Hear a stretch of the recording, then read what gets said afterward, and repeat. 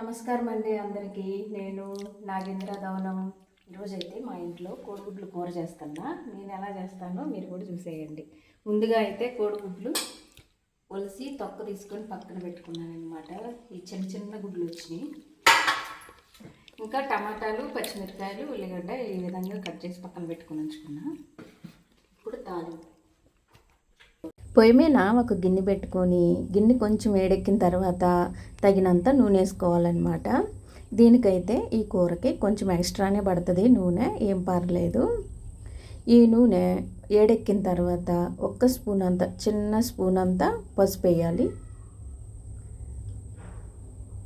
కొంచెం అంతా కారం, ఉప్పు ఈ మూడు వేసేసుకోవాలన్నమాట. ఇందులో కోడిగుడ్లు వేపుకోవడం కోసం ఇప్పుడైతే కారం వేసేసిన, కొంచెం అంటే కొంచెం ఉప్పు వేసుకోవాలి.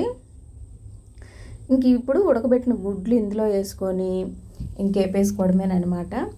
ఇదేంటంటే ఉప్పు, పసుపు, కారం వేయడం వల్ల అడుగు అంటుకోకుండా గుడ్లు వేగిపోతాయి అన్నమాట. అదే ఒట్టిగా గుడ్లు వేసిన మనకు ఖచ్చితంగా అడుగు అంటుకుంటుంది. కొంచెం ఉప్పు వేసిన, పసుపు వేసినమంటే అంటుకోదన్నమాట. కారము, ఉప్పు, పసుపు అవన్నీ వేసి బాగా దగ్గరికి వచ్చిన దాకా వేపేసుకోవాలన్నమాట. ఇంక ఈ విధంగా అయితే వేగిపోయినాయి. ఇంతకన్నా ఎక్కువ వేగితే ఇంకా బాగోవు, అంటే నాకు నచ్చవు అనమాట. ఇంకా పక్కకు తీసేసుకోవాలి. మాడిపోయినట్టుగా వేగితే అంత మంచిగా అనిపించదు. తినేటప్పుడు కూడా ఏదో లబ్బర్ తగిలినట్టుగా ఆ ఫీల్ వస్తుంది అనమాట. ఈ గుడ్లన్నీ పక్కకు తీసి పెట్టుకోవాలి. ఇప్పుడైతే అదే గిన్నెలో కొన్ని తాలింపు గింజలు, ఒక 2-3 ఎండుమిరపకాయలు, మనం ముందుగానే కట్ చేసి పెట్టుకున్నాం కదా పచ్చిమిరపకాయ ముక్కలు, ఇంకా ఉల్లిగడ్డ ముక్కలు. ఉల్లిగడ్డ ముక్కలు అయితే మొత్తం వేసేయాలన్నమాట. కొంచెం అంటే మనం ఎన్నైతే ఎర్రగడ్డలు దొరుకున్నామో అవి మొత్తం వేసేసుకోవాలి. అవి నూనెలో గోల్డ్ కలర్ వచ్చిందాక వేపుకోవాలి, అప్పుడే కూర బాగుండిద్ది. ఇదైతే వేగిపోయింది దగ్గరగా. ఇప్పుడు ఒక్క స్పూన్ అంతా అల్లం పేస్ట్ వేసిన నేను, అది పచ్చి వాసన పోయిన దాకా వేపేసుకోవాలి. ఇదంతా పచ్చివాసన పోయిన దాకా వేగినాక ఈ టమాటా ముక్కలు అందులో వేసేసుకొని బాగా కలుపుకోవాలి. మేమైతే 8 మంది ఉంటామన్నమాట. అందుకని టమాటాలు కొంచెం ఎక్కువగానే కనపడతాయి. అంత కూర చేస్తాం లేంది అని అనుకోవద్దు. నేను కల్లుప్పు వేస్తా, ఏ కూరలోనైనా సరే కల్లుప్పు వేస్తే చాలా బాగుండిద్ది కూర. అయితే తగినంత ఉప్పు, కొంచెం అంతా ఒక స్పూన్ అంతా పసుపు వేసిన. ఉప్పు చూసుకొని వేసుకోవాలి, ఎందుకంటే తక్కువైతే వేసుకోగలం కానీ ఎక్కువైతే తీసుకోలేమన్నమాట.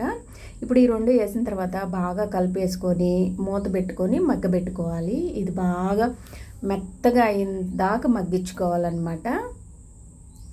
నేనైతే ఇక్కడ కారం వేసేది వీడియో మిస్ అయిపోయింది. కారం వేసుకొని ఈ విధంగా కారం పచ్చివాసన పోయిన దాకా బాగా టమాటా గుజ్జంతా ఉడికిన తర్వాత ఈ ముందుగానే మనం గుడ్లు వేపి పెట్టుకున్నాం కదా అవి కూడా అందులో వేసి బాగా కలిపి పెట్టుకోవాలన్నమాట.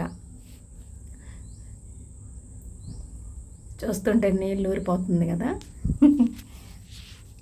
ఇంకా తగినన్ని నీళ్ళు పోసుకోవాలి. నేను ఇక్కడ చింతపండు నీళ్ళు అయితే పోయట్లేదు, ఎందుకంటే టమాటాలు బాగా పుల్లగా ఉన్నాయి కాబట్టి నేను చింతపండు నీళ్ళు పోయలేదు.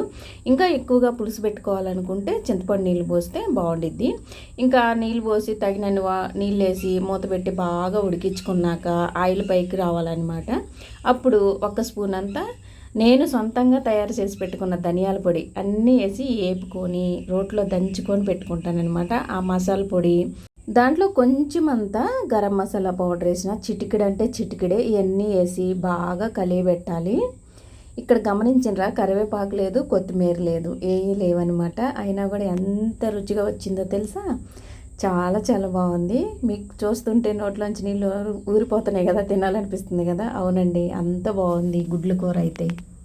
ఇంక కూర అయితే రెడీ అయిపోయింది. ఇది పొయ్యి మీద ఉడకబెట్టిన తర్వాత ఒక 10 నిమిషాలు అట్టు వదిలేసి క్యారేజ్ సర్దుతున్నానమాట. మా పిల్లలకు పంపించడానికి క్యారేజ్ పెట్టి పంపించడానికి క్యారేజ్లో సర్దుతున్నా. కూర అయితే ఫైనల్గా టేస్ట్ అయితే అదిరిపోయింది. మీరు కూడా ఒకసారి ట్రై చేయండి, ఎలా ఉందో కామెంట్ ఇవ్వండి. టేస్ట్ అయితే అదిరిపోయింది. ఈ వీడియో కనుక మీకు నచ్చినట్టయితే లైక్ చేయండి, షేర్ చేయండి, సబ్స్క్రైబ్ చేయండి. మరొక మంచి వీడియోతో మళ్ళీ వస్తా. అప్పటిదాకా సెలవు, బాయ్.